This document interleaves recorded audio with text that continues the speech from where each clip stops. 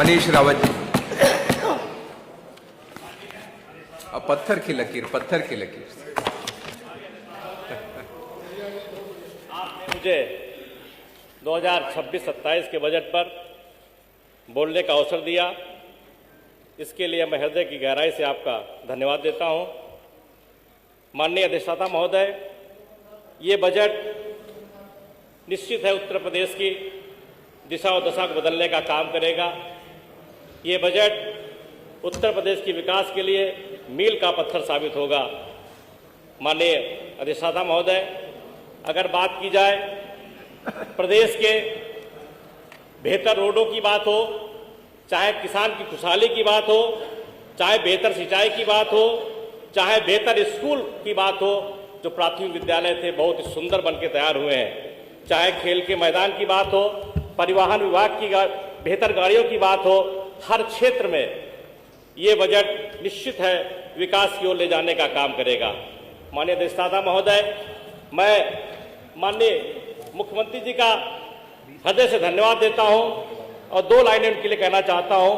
मुश्किलों में भी राह निकाली है आपने, मुश्किलों में भी राह निकाली है आपने, उत्तर प्रदेश को नई दिशा दिखाई है आपने।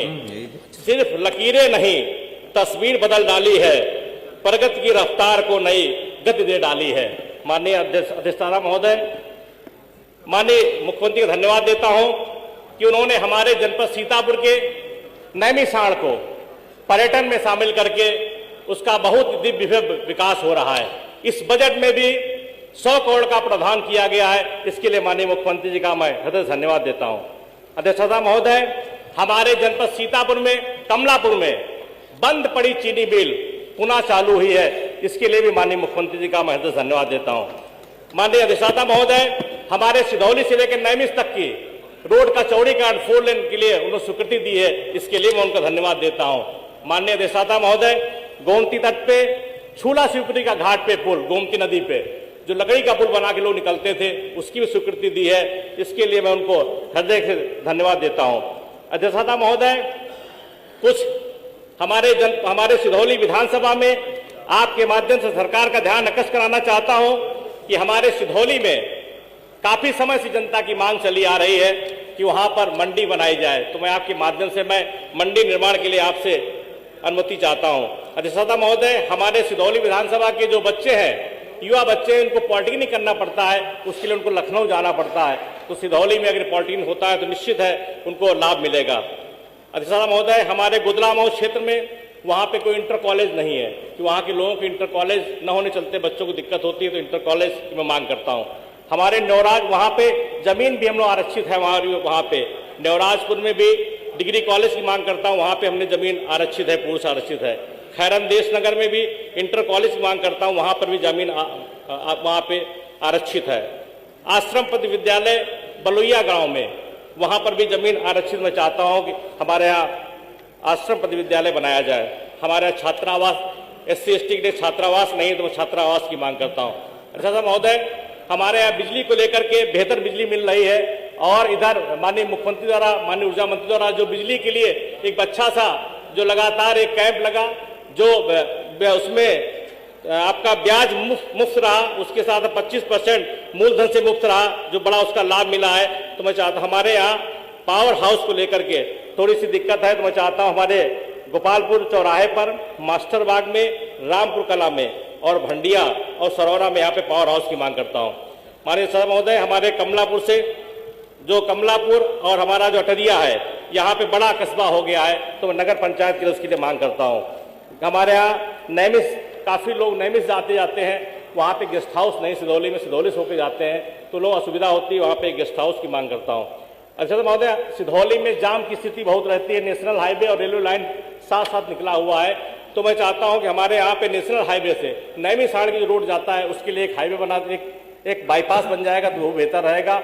इसके साथ साथ हमारे रेडको खेतान काफ़ी हमारे फैक्ट्रियाँ भी लगी हुई है, हमारे नेशनल हाईवे से हमारा महमूदाबाद रोड होते हुए और आपका बिस्वा रोड तक अगर एक बाईपास बनता है तो निश्चित है लोगों को लाभ मिलना शुरू हो जाएगा। अधिष्ठाता महोदय, मैं धन्यवाद देना चाहता हूं। मैं सिधौली विधानसभा से चुन के आता हूं, पासी बाहुल हमारा क्षेत्र है। मैं धन्यवाद देता हूं, भारतीय जनता पार्टी जब जब सरकार बनी तब तक पासी समाज का सम्मान बढ़ा है और गौरव बढ़ा है उनका। मैं धन्यवाद दूंगा पूर्व मुख्यमंत्री कल्याण सिंह बाबू जी को, जिन्होंने सिकंदराबाद चौराहे पर शहीद वीरांगना उदा देवी की प्रतिमा लगाने का काम किया था। मैं धन्यवाद देता हूं यशस्वी माननीय रक्षा मंत्री आदरणीय राजनाथ सिंह जी को, जिन्होंने जब मुख्यमंत्री थे उन्होंने बिजली पासी किले पर उन्होंने वहां का जीर्णोद्धार कराने का काम किया था। मैं धन्यवाद देता हूं माननीय मुख्यमंत्री योगी आदित्यनाथ जी को, जिन्होंने शहीद वीरांगना उदा देवी के नाम से जो पीएससी बटालियन बनाने का काम किया है, इसके लिए मैं धन्यवाद देता हूं। मैं धन्यवाद माननीय मुख्यमंत्री माननीय रक्षा मंत्री देता हूं कि उन्होंने वृंदावन लखनऊ में शहीद वीरांगना उदा देवी की प्रतिमा लगाने का काम किया।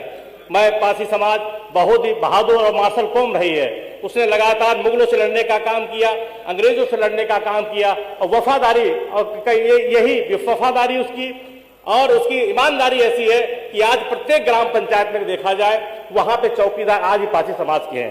तो मैं आग्रह करूंगा कि हमारे जो चौकीदार हैं उनका मानदेय बढ़ाया जाए, उनको सुविधाएं बढ़ाई जाए। माननीय अध्यक्ष साहब महोदय, मैं आपके माध्यम से सरकार का ध्यान आकर्षित कराना चाहता हूं कि पासी समाज की काफी समय से कुछ मांग चल रही है कि हमारे यहाँ लखनऊ में महाराजा लाखन पासी जिन्होंने बसाया था, उनके नाम से पार्क या पेड़ा स्थल बनाया जाए। अवध क्षेत्र में महाराजा बिजली पासी के नाम से एक कोई विश्वविद्यालय बनाया जाए। पासी समाज के राजा का इतिहास जो है पाठ्यक्रम में शामिल किया जाए। सरकार द्वारा संचालित विकास योजनाओं को शहीद वीरांगना उदा देवी के नाम से कोई एक चलाई जाए। पासी बाहुल विधानसभाओं में जो राजा रहे उनका पार्क, पेड़ा स्थल या प्रतिमा उनकी लगाई जाए।